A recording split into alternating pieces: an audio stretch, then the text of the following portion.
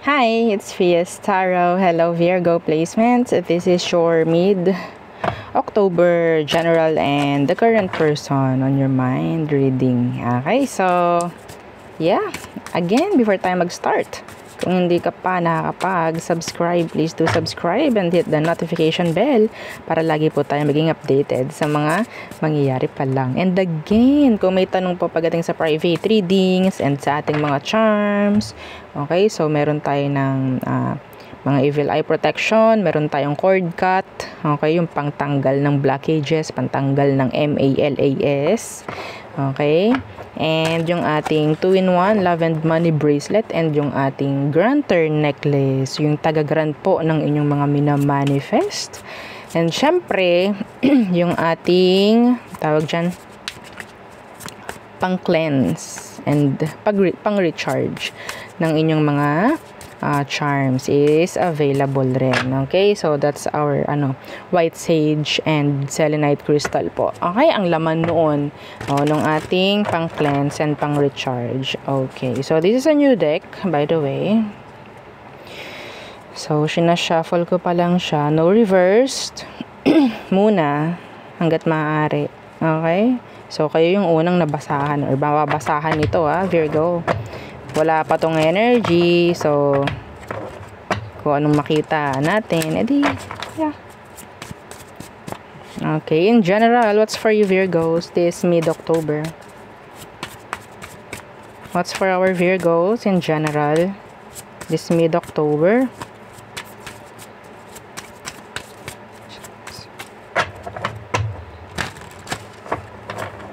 Virgo.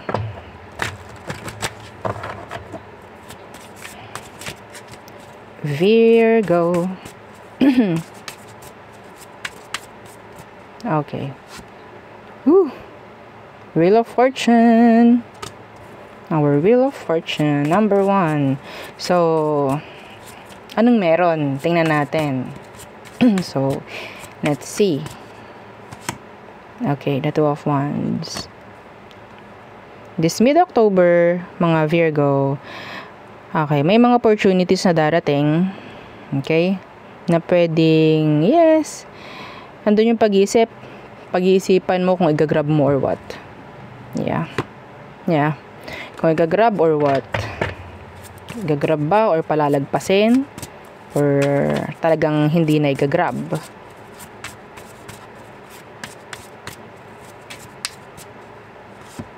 Yeah. Sa paganda to. Okay? Sa paganda. Some of you. Kaya, merong pagdadalawang isip akong nakikita.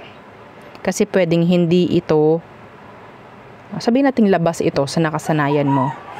Okay? Labas sa nakasanayan mo. Yeah. This is new. Okay? New. So, talagang, nandyan yan takot. Okay? Kaba, mga ganyang bagay. Universe will try to, challenge you. Okay? This is leveling up, mga Virgos. So, what else? What else? The 8 of Cups. And the 10 of Swords. Okay. Decisions na may mga alisan, i-cut off, itigil, alisin, tapusin, mga ganyan. Some of you, this could be the energy of healing. Okay, healing. Yeah. For me, basahin nyo, pwedeng may mga magre-resign. Okay, may mga magre-resign, may mga aalisang sitwasyon. Could be trabaho, could be relasyon. Okay, in general, yeah, we're talking about general here. So, this is, sabihin nating practicality na lang din. Being guarded, grounded, okay, being wise sa buhay, mga ganyang bagay. Okay? May energy po ng promotion for some of you this mid-October. Okay, promotion. That's specific. What else? Virgo. 2 of Swords. Yeah, decision making this mid-October. Okay. What's with that 2 of Swords?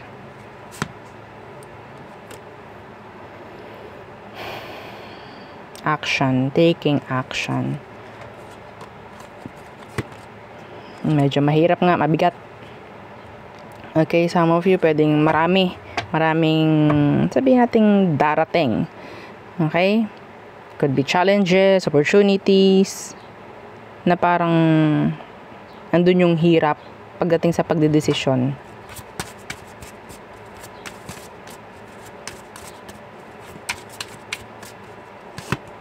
Yeah, again, the Seven of Cups and the Magician. So, may mga magmamanifest this mid-October para sa iba sa inyo, mga Virgos. Okay? Pwede yung mga magmamanifest na yan is sabihin nating sabay-sabay. Kailangan ng magandang pagmamanage if ever. Okay? Yung iba dito may magmamanifest po na sabihin nating hindi mo pa alam. Okay? Pwede sabihin nating bigay ito mismo sa'yo kahit hindi mo minanifest. Okay? So, yeah. Some of you'll avoid a Cancerian. Yeah, this mid-October. Hindi po yun para sa lahat, ha?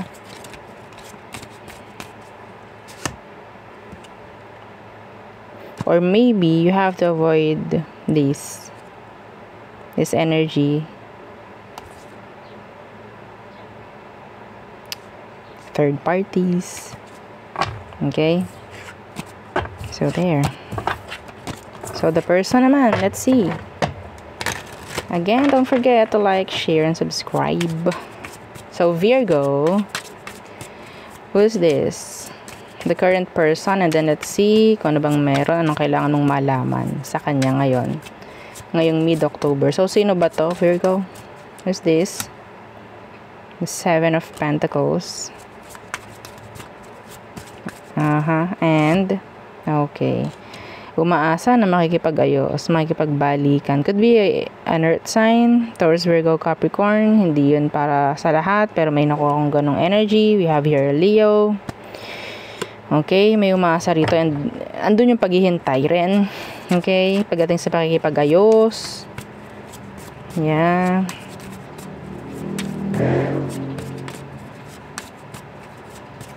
Gusto ng taong to na may mangyari. I don't know kung ano. Some of them, they're still invested dito sa connection. Tingnan natin, ano bang meron? Anong kailangan mong malaman sa kanya? Oh, they need you. 7, 6, 5. Yeah. They need you. Kung sino man ito. Yeah, they miss you. They miss you.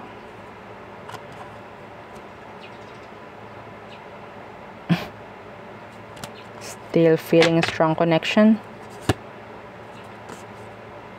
Yeah, nalulungkot ang taong to. They miss you. They need you. Okay, Leo, Earth, Water. Nag-expect pa rin sa'yo tong taong to. Yeah, this is an ex, I think. Okay, so who else? The person on your mind. The person on your mind, let's see. This mid-October, anong meron?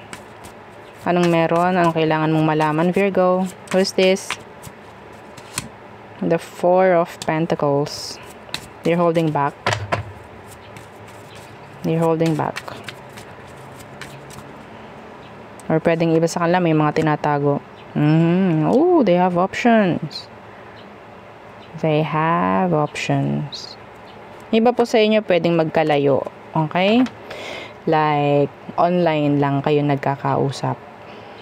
Yes. Through chats, calls. Pwedeng meron kang hindi alam about the person na pwedeng yes. Or maybe, pwedeng ikaw itong may mga TH na tamang hinala na yung person may iba. Okay? Kasi pwedeng yun nga, malayo kayo, hindi mo alam kung anong mga ganap sa buhay. I think some of them hindi nagiging open. I'm hearing somebody is hindi pinapaalam kung ano bang meron sa work, anong schedules, mga ganyan. Okay? Yes, kailangan yun. Di po ba? Kailangan yun sa isang connection.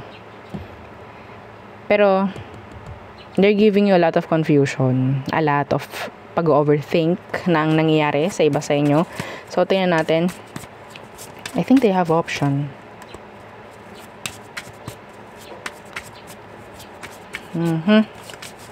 Anong kailangan mong malaman sa kanya? Okay, the Ace of Pentacles.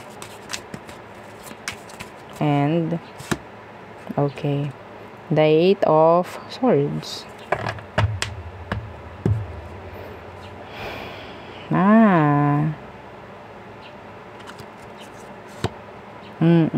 So, itong taong to talaga, no, anyway. So, pinakita naman na dito, na itong taong ito is, sabihin natin nakikipag-connect kung kani-kanino. Lalo po kung LDR kayo, ha? Okay? So, ang kailangan mong malaman dito sa kanya is, pwedeng ibe-breadcrumb ka, makikipag-ayos sa'yo if ever, kung kayo ay hindi nagkakausap ngayon, some of them, they're holding back, silent. Okay? Breadcrumbing, love bombing, this mid-October. May mga gagawin, yes, I think, ma-appreciate mo yun, pero there's this something behind sa gagawin nilang action sa'yo. So, wag tayong masyadong magpapabulag. Okay? Wag lang tayong titingin sa kung anong maganda or sa kung anong pinapakita ng tao. Okay? If there's something like parang feeling mo may mali, then talagang may mali. Okay? That's your instinct.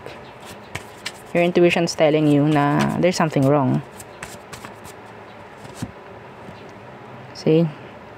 This is backstabbing. Anyway. So, last. Let's see. Who else? Virgos. Virgo. For Virgo placement this mid-October, notice this. The Two of Swords. Oh, they're acting avoidant. Acting indecisive. They're not totally open. Could be an air sign. Gemini, Libra, Aqua. The Devil. Naiinis ka dito actually. Could be a Capricorn. Naiinis ka dito.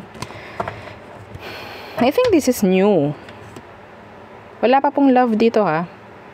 Pero I think there's this interest.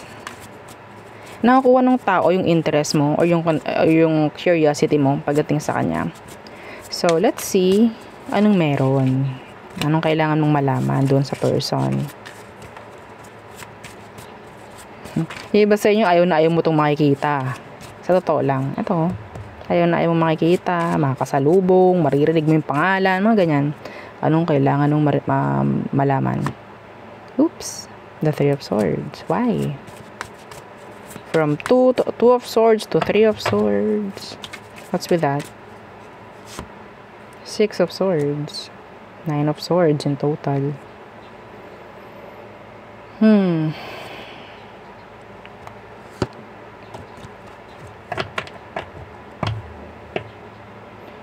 Ano ba ang kailangan mong malaman? Andun yung parang, I don't know, bakit to nabibitter sa'yo?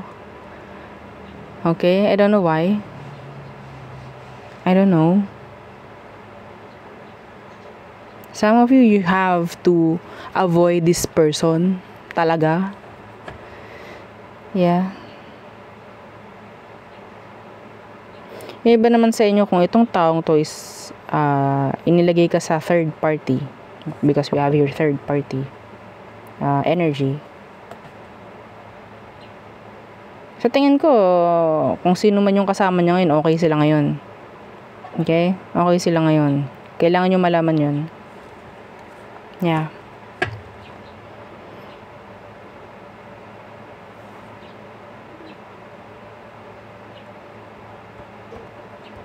So, kung malaman, ano bang meron pa?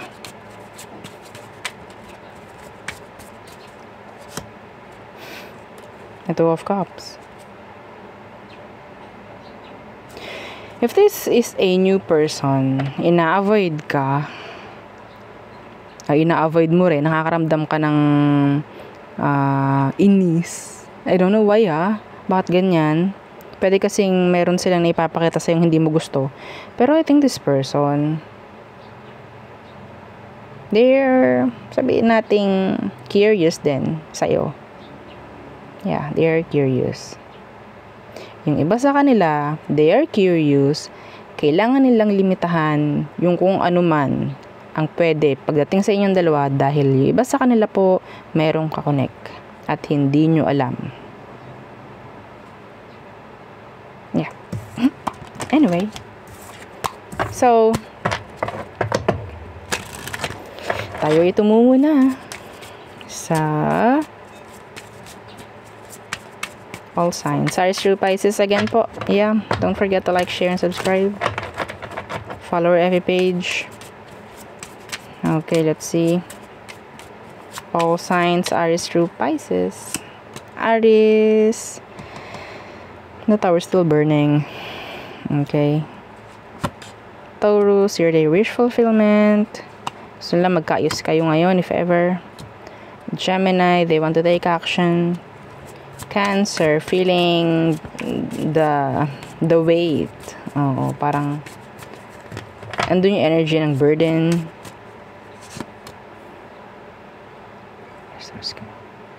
Leo, may pagdadalawang isip itong si Leo ngayon sa ginawa niya.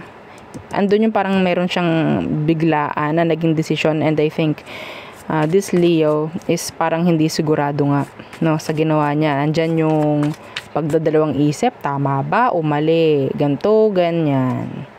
Virgo, okay, they want to talk, they're looking for you. Some of you have a stalker. Libra, they want another chance. Scorpio, they're thinking of you, they're sad. Sagittarius, they're trying to avoid you. Capricorn, they're attracted. There's this energy of longevity. Andyan yung energy ng pregnancy if ever for some of you. Aquarius, they're detached, cold, silent. Some of you, that's their parang strategy, no? Kasi meron siyang gustong gawin. May mga planong ginagawa si Aqua.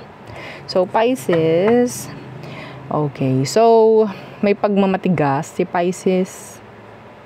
Nalulungkot siya pero hindi niya pwedeng ipakita sa'yo.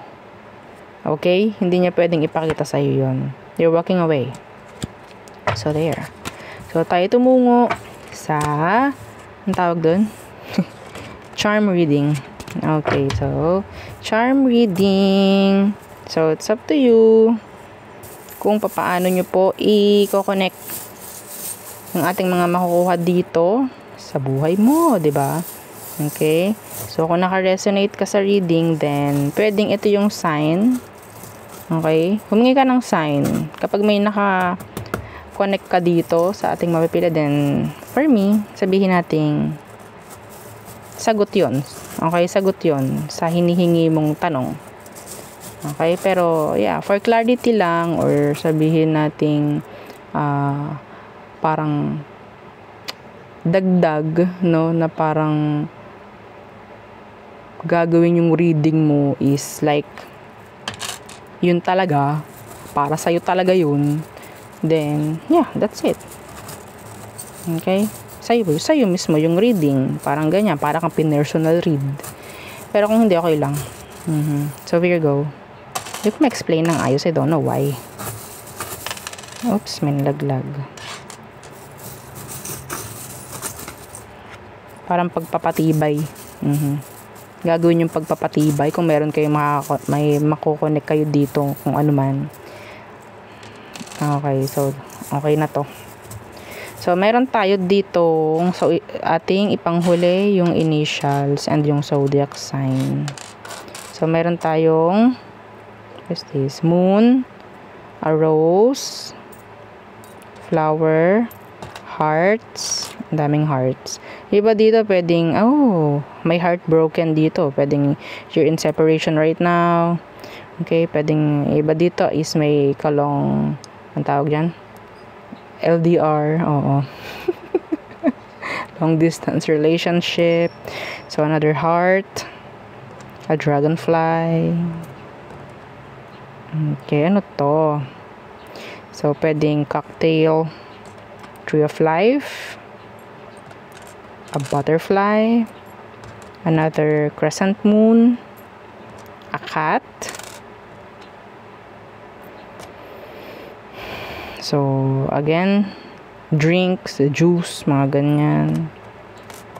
So, fishtail or a mermaid's tail. So, andito naman yung walang kamatayang gunting. Okay. Pwedeng trabaho mo, gumagamit ka ng gunting, mga ganyan. So, ito yung zodiac sign na nakuha natin. A Sagittarius. Sagittarius. Hindi kita. Pero, yeah, intindihin nyo na lang, makinig na lamang, anyway. So, letter M, and the letter M for you, Virgo. So, again, yeah, so yun lamang, and, yeah, don't forget to like, share, and subscribe. Hindi ko alam bakit ako nalulutang. Anyway, so there, again, thank you. Goodbye.